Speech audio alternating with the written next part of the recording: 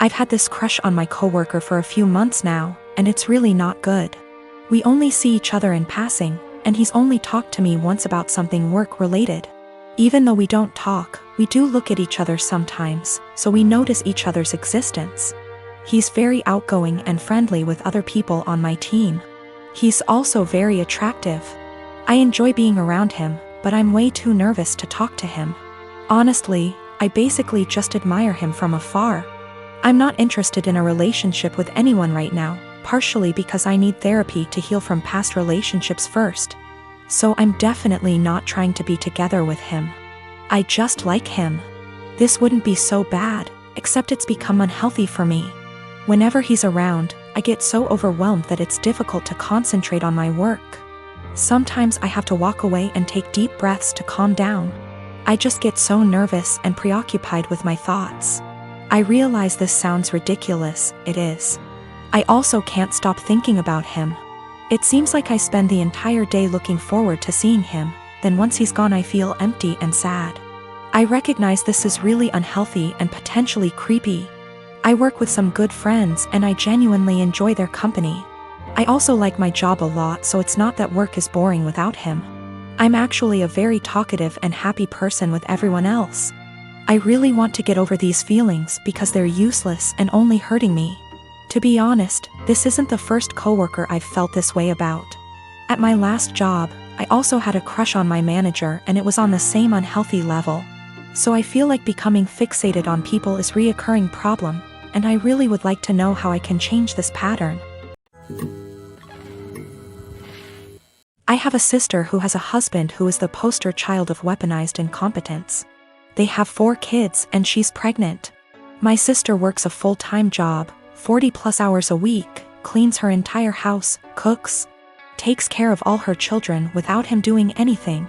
It is seriously mind-blowing that she wakes up at like 4 a.m., cooks breakfast, does chores, gets all of her kids ready for school, takes them all to school and daycare, and all he does is stay home and work. And when his kids get home, after my sister picks them up, of course, he will play with them for a little and play video games until he falls asleep. She actually makes more than him. My fiancé and I had to stay with them for 6 weeks while our home was being renovated, and since we both WFH, we helped her, and it is amazing how much happier she is when she has help. I helped with the kids, and my fiancé even drove her to doctor's appointments. Her husband literally only acknowledges he is a parent when his family is around, then he is a God-fearing, hard-working father of 5.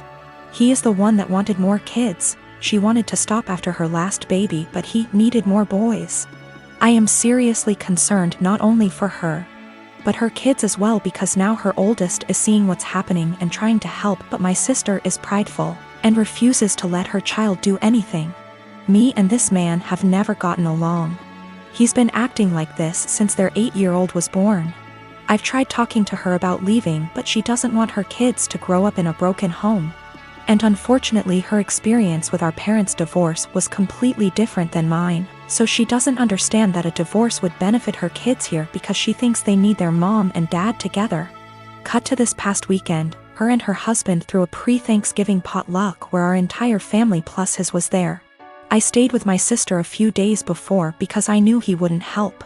So we're at dinner all talking, and I mention we are trying for a baby, and my brother-in-law makes an offhanded comment to him about how hard fatherhood is. And I snapped and said, like you would know. He looked taken aback and asked me what I meant, and I unloaded on him, calling him a pathetic excuse for a man who makes my 8 months pregnant sister do everything for their family. I went off for a solid 10 minutes and he sat there shrinking in his seat. I left. Last night my sister called me and thanked me for standing up for her and told me she appreciated me. Although today I got a very nasty text from him telling me I'm a terrible person, and because I lied in front of his family, his mom is angry at him and is moving in with them to help her out, and I've made him the laughingstock of his family. He certainly thinks so. I am 33, female. Don't think I'm in the wrong here, but the way my neighbors reacted to me has me second-guessing myself. A few days ago I woke up at 8:30 a.m. and was about to let my large dogs out into my fenced backyard. At the last second I checked my phone and saw that my next-door neighbor Catherine, had sent me a text at 1 a.m. telling me there would be contractors in my backyard power washing her house from 8 to 9 a.m. Here's my issue. I wouldn't mind letting them in my yard if that made the work easier. But Catherine never asked, she just told me it was happening, with 7 hours notice, in a text sent to me while I was asleep. It was just by chance that I saw it before I let the dogs outside, and had I not seen it, I could have let my dogs out into my yard with contractors already in the yard. One of my dogs is a very fearful dog, and while he has never bitten anyone, that is only because I work extremely hard to protect him from unwanted encounters with strangers, advocate for him and his personal space and special needs, and never let anyone get close to him without measures taken to make sure everyone is safe. He is a very loving and special dog, so this is just not a risk I'm willing to take because I want to be a responsible dog owner. My neighbors know this, and they know he's scared of pretty much any person that I don't carefully introduce him to. I also have very clear signage on all the gates. But they told the contractors they could go into my yard. Didn't ask permission, didn't wait for my answer. I felt this was an egregious overstep, and just kinda rude and entitled of them to not ask me permission, and just tell me it was happening like I had no say in the matter. I got mad and texted her back and told her that this could have a very serious safety issue and it is not okay, under any circumstances, for them to ever give anyone permission to enter my yard where my dogs could bite them. Unacceptable, and never again. Catherine's husband Jack then blew his top and told me that they didn't have any notice either. They heard from the contractor in the middle of the night and there was no time to notify me. I feel like that's not my problem, and that they should have waited to receive confirmed permission from me before telling the contractors it was okay. I really don't think I'm asking a lot here. I feel like this is an extremely reasonable request, dog issues or not.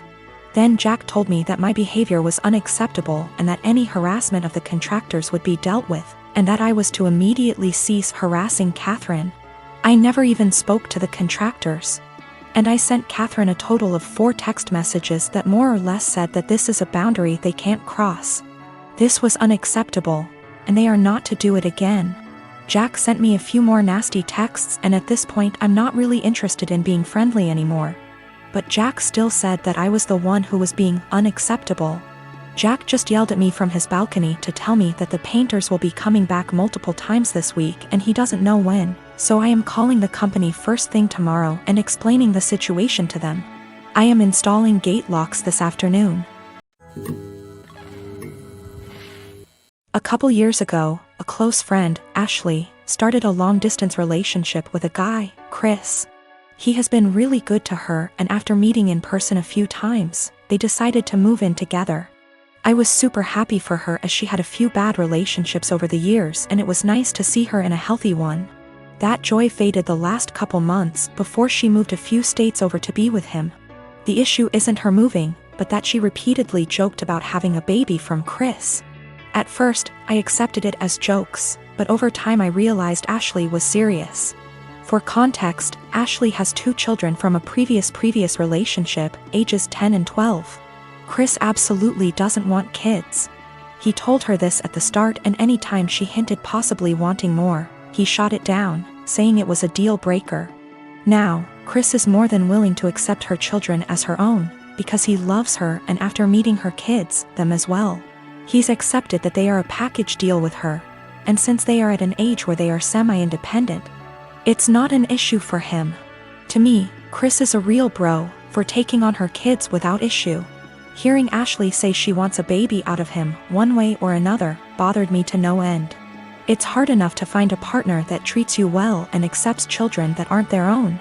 To find one that does and then talk about plotting to force a baby seems gross and manipulative. Before her move, I had sat down with Ashley, trying to talk sense into her. At first she resisted, but finally it seemed she understood how shitty it would be. After I felt like she had understood, I put the issue behind me and helped support her through the hassle of moving. A few days after she left, I got a call from a mutual friend who delves into the Wiccan / metaphysical realm. She was distraught and confessed to me that shortly before Ashley's move, Ashley had come to her asking for a fertility spell.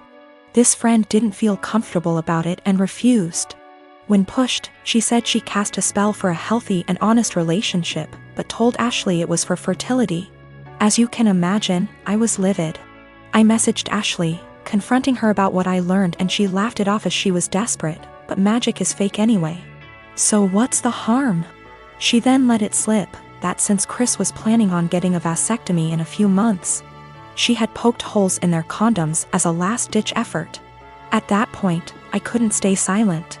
I gathered up screenshots of all the conversations over the last few months and sent them to Chris. He understandably freaked out and kicked her out. Now, Ashley hates me because she was kicked out after a huge move and didn't have a job or money to make it back. She said I'm a terrible person for putting her and her kids out on the street,